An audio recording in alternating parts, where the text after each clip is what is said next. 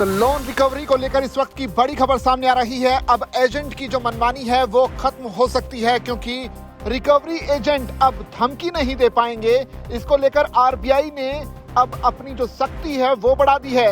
RBI ने जाहिर सी बात है लोन रिकवरी को लेकर जो नियम थे उसमें काफी हद तक बदलाव किया है, और इन बदलावों का फायदा उन लोगों को होगा जो कि लोन ले चुके हैं लेकिन अपनी जो पेमेंट है समय पर नहीं चुका पाते। इसके बाद बैंकों के जो रिकवरी एजेंट होते हैं वो लोन लेने वाले लोगों को धमकाते हैं, उनको पूरी तरह से परेशान करते हैं। लेकिन अब इन्हीं पर आरबीआई ने अपनी सख्ती को बढ़ा दिया है।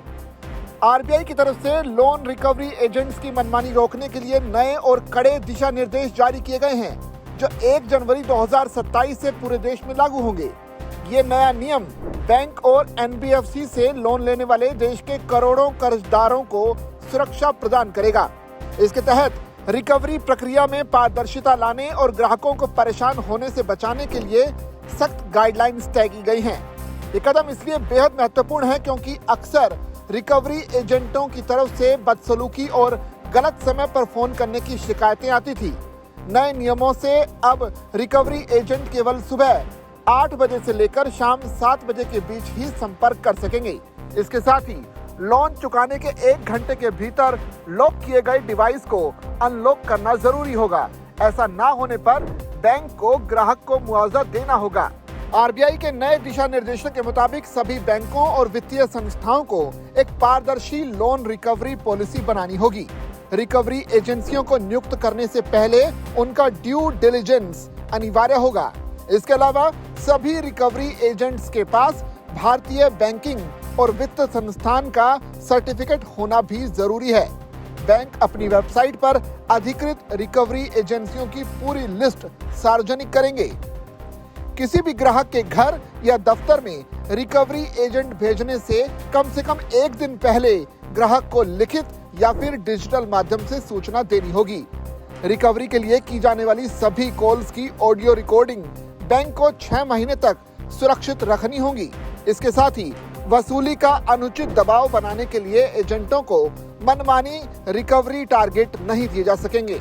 इसके अलावा डिजिटल लोन और डिवाइस लोन के मामले में मोबाइल लॉकिंग को लेकर आरबीआई ने बेहद सख्त रुख अपनाया है। नए नियमों के मुताबिक केवल डिवाइस लेने में ही मोबाइल लॉक किया जा सकेगा। लोन 30 दिन ओवरड्यू होने से पहले कोई भी डिवाइस रिस्ट्रिक्शन नहीं लगाया जा सकता। 60 दिन ओवरड्यू होने पर ही फुल डिवाइस रिस्ट्रिक्शन लगाया जा सकेगा। हालांकि फुल रिस्ट्रिक्शन के दौरान भी ग्राहक के फोन की इनकमिंग कॉल्स, एसएमएस और इमरजेंसी एसओएस फीचर्स को बंद नहीं किया जा सकेगा। जैसे ही ग्राहक अपना बकाया लोन चुका देगा, बैंक या कंपनी को 1 घंटे के भीतर मोबाइल अनलॉक करना होगा। यदि अनलॉक करने में 1 घंटे से ज्यादा की देरी होती है तो बैंक को 250 रुपए प्रति घंटे के हिसाब से ग्राहक को मुआवजा भी देना होगा। इन नए नियमों से देश के उन करोड़ों लोगों को सीधा फायदा पहुंचेगा जो home loan, personal loan, car loan या फिर मोबाइल किस्तों पर सामान लेते हैं। रिकवरी के नाम पर मिलने वाली धमकियों, गाली गलौज और सोशल मीडिया पर शर्मिंदा करने की हरकतों पर पूरी तरह से बैन लग जाएगा। ग्राहकों का पर्सनल डेटा रिकवरी के लिए इस्तेमाल नहीं किया जा सकेगा। इससे आम नागरिकों की प्राइवेसी और सम्मान की रक्षा होगी। यदि किसी कारण से किस्त रुकती है तो ग्राहकों को अपनी बात रखने का उचित अवसर भी मिलेगा। अब यहाँ ध्यान रखने वाली बातें ये हैं कि केवल अपनी बैंक शाखा या बैंक की अधिकृत वेबसाइट पर लिस्टेड रिकवरी एजेंसियों से ही बात करें। इसके अलावा रिकवरी के नाम पर अपना पर्सनल पासवर्ड, यूपीआई पिन या ओटीपी किसी अनजान व्यक्ति से शेयर ना करें। रिकवरी एजेंट केवल सुबह 8 बजे से शाम 7 बजे तक ही संपर्क कर सकते हैं। इस समय के बाहर कॉल आने पर बैंक में शिकायत की जा सकती है। किसी भी तरह के दुर्व्यवहार की स्थिति में बैंक के ग्रीवेंस रिड्रेसल मैकेनिज्म में शिकायत दर्ज करवा सकते हैं।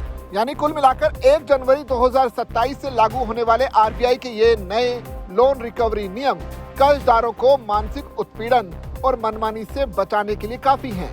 रिकवरी एजेंटों के लिए आईआईबीएफ सर्टिफिकेट और तय समय सीमा अनिवार्य होने से व्यवस्था में सुधार होने की उम्मीद है।